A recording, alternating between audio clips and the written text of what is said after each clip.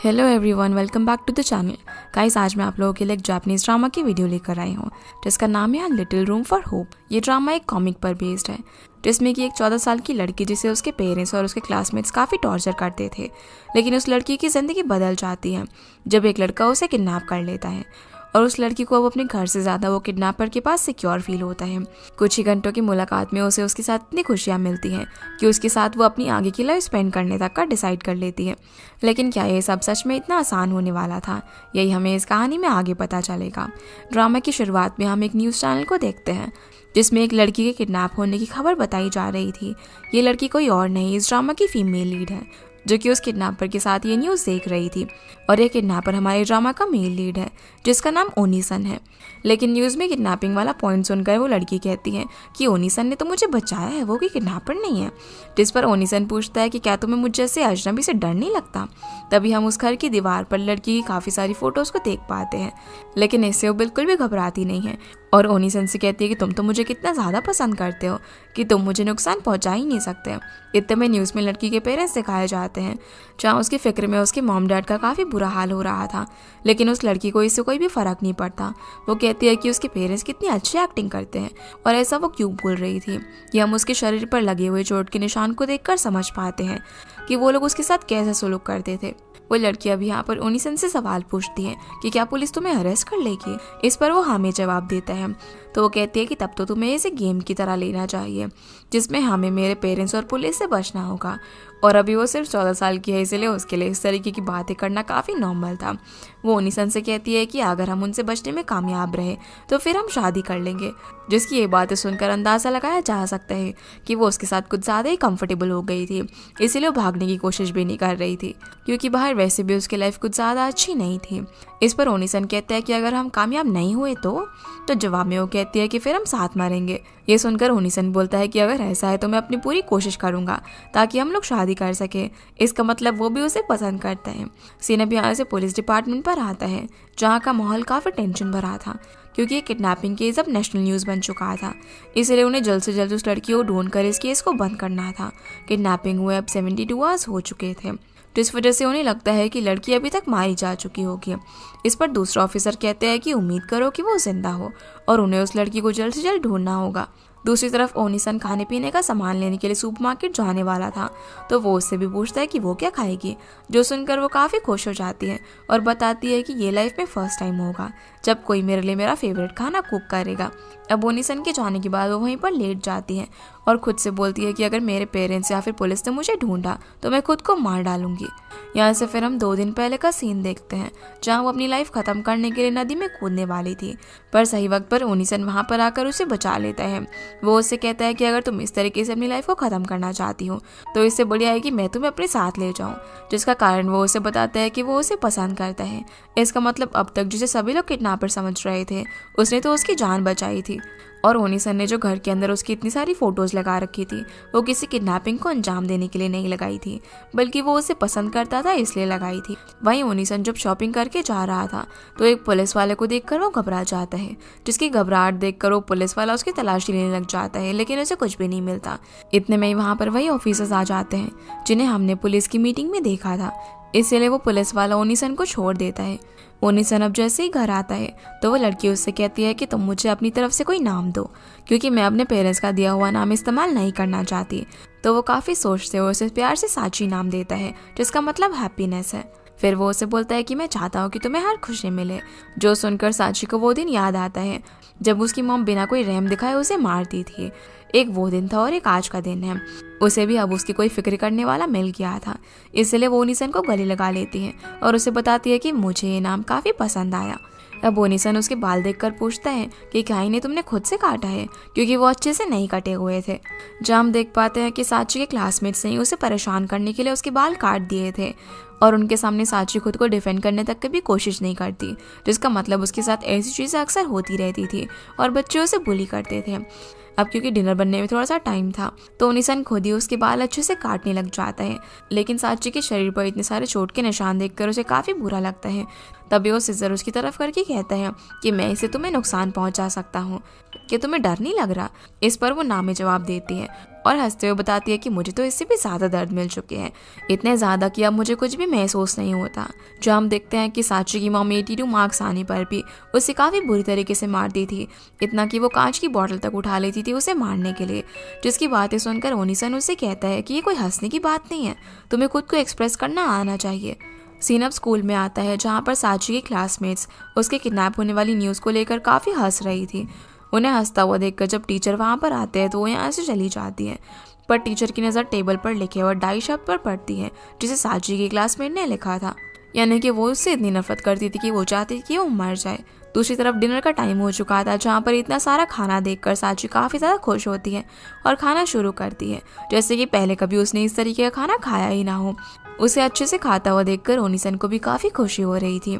साची के इस तरह खाने की वजह भी उसकी मम्मी थी, क्योंकि घर पर वो उसे इंसानों की तरह बिल्कुल भी ट्रीट नहीं करती थी, जिसके नतीजे में साची ने अपनी नज़रें उठाना तक ही बंद कर दिया था। वो खुद को एक्सप्रेस करना कभी जान ही नहीं पाई। लेकिन यहाँ पर ओनिसन के साथ वो जैसे कि अपनी लाइफ का बेस्ट मोमेंट जी रही हो। फिर हम ओनिसन को देखते हैं जब वो काफ़ी छोटा था, तब उसके साथ एक आदमी था जो कि उसे एक बात समझा रहा था कि वो लाइफ में कैसा भी इंसान क्यों ना बने, पर उसकी खुशियाँ कभी पूरी नहीं होंगी जब तक कि वो अकेला है। हालांकि उनकी बातों का मतलब ओनिसन उस टाइम पर नहीं समझ पाया था, लेकिन आज जब वो साची के साथ है तो उसे उनकी बातें समझ में आ गई। डिनर के बाद फिर साची जब वॉलपेपर लगी हुई अपनी फ़ोटोज़ को देख रही थी, तभी उसमें उसे एक सनसेट की फ़ोटो भी दिखती है। जब इसके बारे में ओनिसन से पूछती है तो वो कहता है कि सनसेट से मैं सबसे ज़्यादा नफरत करता हूँ, लेकिन इसे बार बार देखने से मुझे इसकी आदत हो गई। इस पर साची बताती है कि मुझे भी सनसेट पसंद नहीं, क्योंकि वो घर लौटने का टाइम होता है, पर यहाँ आने के बाद मेरे सोचने का तरीका बदल गया है। और ये सच है कि किसी चीज़ को लेकर पसंद या फिर नापसंद दिमाग का खेल है। जिसकी ऐसी मैच्योर बातें सुनकर ओनिसन को यकीन नहीं होता कि वो सिर्फ 14 साल की है। तो साची उससे पूछती है कि क्या मैं क्यूट हूँ। इस पर वो उसके सर पर हाथ रखते हुए कहता है कि ये तो कॉम्प्लीमेंट था।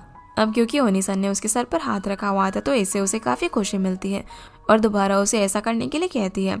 फिर वो वहाँ पर रखे हुए कैमरा को उठाकर कहती है कि अब हम इन वॉल्स को हमारी फ़ोटोज़ के साथ भर देंगे। जिसके बाद वो अपनी काफ़ी फ़ोटोज़ क्लिक करती है और दोनों को अब यहाँ पर एक दूसरे के साथ काफ़ी अच्छा लग रहा था, जैसे उनकी लाइफ की पजल का मिसिंग पार्ट उन्हें मिल गया हो। दूसरी तरफ पुलिस सारे एरियाज़ की जब CCTV फुटेज चेक कर रही थी, तब उन्हें उसमें से किसी एक के अंदर साची दिख जाती है। अगले दिन फिर जब साची टीवी देख रही थी तो उसमें कुछ डेटिंग स्पॉट्स के बारे में बताया जाता है, जो देखकर उसे भी मन कर रहा था कि वो ओनिसन के साथ डेट पर जाए। जिसके लिए जब वो उसे पूछती है तो वो हैरान हो जाता है और बताता है कि बाहर हर तरफ कैमरास लगे हुए हैं, जो सुनकर साची जाने के लिए मना कर देती है, क्योंकि वो नहीं चाहती थी कि वो पकड़े जाए, पर उसका जाने का काफ़ी मन था। तो ओनिसन बोलता है कि भीड़ वाली जगह उनके लिए सही रहेगी, जो सुनकर साची को काफ़ी खुशी होती है। और बाद में ओनिसन उसे यहाँ पर पिंकी प्रॉमिस करवाता है कि वो कभी उससे अलग नहीं होगा, जो सुनकर वो उससे कहती है कि प्रॉमिस तोड़ने वाले को 1000 नीडल्स चुभने जितना पेन होगा। इस पर ओनिसन खुद से मन में कहता है कि एक ही रूम में होने के बावजूद भी, और आखिर ऐसा क्या है जो कि वो एक दूसरे से छुपा रहे हैं। फिर हम साची की मॉम को देखते हैं, जिसमें वो दोनों पुलिस ऑफिसर साची की आखिरी CCTV इमेज लेकर आते हैं और बताते हैं कि हो सकता है कि ये केस किडनैपिंग का हो ही ना। जो सुनकर मॉम तो काफ़ी गुस्सा हो जाती है और उनसे कहती है कि अगर ऐसा है तो भला वो अभी तक घर वापस क्यों नहीं आई, और वो उन्हें उसे वापस जल्दी ढूंढने के लिए कहती है। दूसरी तरफ साची ने अपना पूरा लुक चेंज कर दिया था, जिसे पहचानना काफ़ी मुश्किल था। बाहर निकलने से पहले वो ओनिसन से उसका हाथ पकड़ने के लिए कहती है, क्योंकि उसे डर लग रहा था। जिस पर ओनिसन उसका हाथ पकड़ के उसे बाहर लेकर जाता है, जहाँ उसे बाहर आने पर काफ़ी खुशी हो रही थी और दोनों साथ में घूमने के लिए जाते हैं।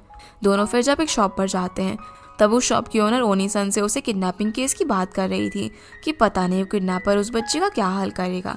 ये सुनकर साची मायूस हो जाती है। तभी ओनिसन जवाब देता है कि काश उस लड़की को अपनी खुशियाँ जल्दी मिल जाए, जिस पर लेडी कहती है कि वो भी यही चाहती है। अब वहाँ से जाने के बाद रास्ते में साची को उसकी वही 2 क्लासमेट्स दिखती हैं, जो कि उसे स्कूल में परेशान किया करती थी। उन्हें देखकर वो काफ़ी डर जाती हैं। तभी उन 2 लड़कियों को लगता है कि इस कैब के अंदर साची है, जिसे जब वो चेक करने के लिए आगे बढ़ रही थी, तभी ओनिसन उनसे पूछता है कि तुम्हें मेरे भाई से क्या काम है। ये सुनकर वो दोनों यहाँ से चली जाती है, क्योंकि उन्हें लगा कि उन्होंने इसे पहले कहीं पर देखा है। अब आगे बढ़ते हुए साची ओनिसन से कहती है कि मैं कहीं तुम्हारे लिए परेशानी तो नहीं खड़ी कर रही हूँ। इस पर वो कहता है कि ऐसा कुछ भी नहीं है। वो फिर उसे समझाता है कि हर किसी को सामने वाले की बुरी बात चुभती है, जो कि नॉर्मल है। लेकिन अब से उस दर्द को बांटने के लिए मैं हमेशा तुम्हारे साथ रहूंगा। ये सुनकर साची रोते हुए उसे बताती है कि उसे हमेशा दूसरों की बातों का बुरा लगता है, जिसे कभी वो एक्सप्रेस ही नहीं कर पाई। वहीं वो दोनों पुलिस ऑफिसर साची के इन्वेस्टिगेशन को आगे बढ़ाने के लिए उसके टीचर से मिलते हैं ताकि वो उसकी फैमिली के बारे में जान सके। इस पर टीचर को याद आता है कि एक बार साची ने उसे बताया था कि कम मार्क्स आने पर उसकी मॉम उसे मारेगी, लेकिन टीचर इस बात को ऑफिसर को नहीं बताते। दूसरी तरफ साची की लाइफ में अचानक से सब कुछ इतना अच्छा होने लगा था कि वो सोचने लग जाती है कि क्या वो इन खुशियों की हकदार है या फिर नहीं। जिस पर ओनिसन उसे कहता है कि तुम जिंदगी भर बाहर का दुख झेल चुकी हो, इसलिए अब से तुम्हारी लाइफ में सिर्फ खुशियाँ होंगी। हालांकि ओनिसन के पास उतने रिसोर्स और पैसे नहीं थे कि वो साची को आम लोगों जितनी खुशियाँ दे सके, पर वो अपनी पूरी कोशिश करेगा। पर साची को इस सब से कोई भी फर्क नहीं पड़ता था। उसे तो सिर्फ ओनिसन चाहिए था जिसके साथ वो खुश रहे, पर उसे इस बात का डर था कि ये खुशियाँ उसकी लाइफ में ज़्यादा टाइम तक नहीं रहेंगी। फिर हम यहाँ से पास्ट का सीन देखते हैं, जहाँ पर साची ने जब 98 मार्क्स स्कोर करे थे उस वक्त ही उसके पेरेंट्स ने उसे मारा था। अगले दिन जब वो स्कूल जाती है तो वही दो लड़कियाँ उसकी टेबल पर डाई लिख रही थी, जो देखकर वो क्लास के बाहर ही रुक जाती है। जब टीचर उसे परेशान देखता है तो वो उसकी मदद करने के बजाय उसे अपने स्टोर रूम में लेकर जाता है, उसका फ़ायदा उठाने की कोशिश करता है। इसका मतलब टीचर भी बिल्कुल अच्छा इंसान नहीं था और इतनी कम उम्र में ही साची बहुत कुछ झेल चुकी थी जिसे वो किसी को बता भी नहीं सकती। लेकिन इतने सारे दुखों के बाद भी आज जब इतनी खुशियाँ उसे मिल रही थी तो वो डर रही थी कि ये सब उसे दूर हो जाएगा। वो इन खुशियों को अपने आखिरी पलों तक साथ चाहती थी, जिस डर की वजह से वो अभी अपनी लाइफ खत्म करने का डिसीजन ले लेती है। वो ब्रिज के दूसरी तरफ चली जाती है और ओनिसन को शुक्रिया करती है कि उसने उसे इतना कुछ दिया, जिसके बाद वो अपने हाथ छोड़ देती है, जो देखकर ओनिसन भागकर उसका हाथ पकड़ लेता है और उसे कहता है कि ऐसा डिसीजन तुम नहीं ले सकती। तुमने मुझे वादा किया था कि हम सब कुछ खत्म होने के बाद शादी करेंगे। इस पर साची अपना दूसरा हाथ आगे कर देती है। ऊपर आने के बाद वो उसे गले लगा लेती है और बताती है कि मैं बस इन खुशियों को अपने आखिरी वक्त तक साथ चाहती थी। तो ओनिसन अपना हाथ उठा लेता है, जो देखकर साची को लगता है कि वो भी उसे मॉम की तरह मारने वाला है, लेकिन वो उसके सर पे प्यार से हाथ रखते हैं और उसे समझाता है कि आइंदा अगर उसके मन में ऐसा कोई ख्याल आए तो पहले वो उससे बात करे, जिसकी बात वो समझ जाती है। उसने इस तरीके की फीलिंग को पहली बार एक्सपीरियंस किया था, इसलिए वो अब से ओनिसन के साथ ही रहने का डिसीजन लेती है। फिर ये लोग अपनी काफ़ी सारी फ़ोटोज़ को क्लिक करके घर आते हैं और उन्हें वॉल पर लगा देते हैं। इसके बाद हम एक मास्क लगाए हुए शख्स को देखते हैं जो कि अपनी आवाज़ बदल कर एक वीडियो बना रहा था, जिसमें वो कह रहा होता है कि इस वक्त हर तरफ जिस लड़की के किडनैप होने की बातें हो रही है उसे मैंने ही किडनैप किया है। आगे वो बताता है कि मेरा मकसद अभी पूरा नहीं हुआ है, मेरा सपना है कि मेरा एक घर हो जिसमें सिर्फ खूबसूरत लड़कियां हो। पर यह वीडियो देखकर साची को काफ़ी गुस्सा आता है क्योंकि ओनिसन क्रिमिनल नहीं है, जो सुनकर उसे अच्छा लगता है। पर वो जानता था कि भले ही साची उसके बारे में कुछ भी सोचे, लेकिन दुनिया की नज़र में वो एक लड़की या किडनैपर है। फिर जब साची अपने सपोर्ट में कुछ और वीडियोस देखती है तो वो ओनिसन से कहती है कि ये सभी झूठे हैं जो कि हीरो बनने के लिए मेरा सपोर्ट कर रहे हैं। सच तो ये है कि उनमें से ऐसा कोई भी नहीं है जिसे सच में मेरी फिक्र हो। इस पर ओनिसन कहता है कि हो सकता है कि हज़ारों लाखों में से एक दो लोग ऐसे हों जिन्हें तुम्हारी सच में फिक्र हो और वो तुम्हें ढूंढ ले। इससे पहले ऐसा कुछ हो तुम्हें लौट जाना चाहिए। ये सुनकर साची गुस्से में ओनिसन को पिलो से मारती है और आइंदा ऐसी बात करने से मना करती है। अब साची को गुस्से में देखकर वो उसे हंसाने लग जाता है क्योंकि उससे पहले कभी भी उसे गुस्से में नहीं देखा था।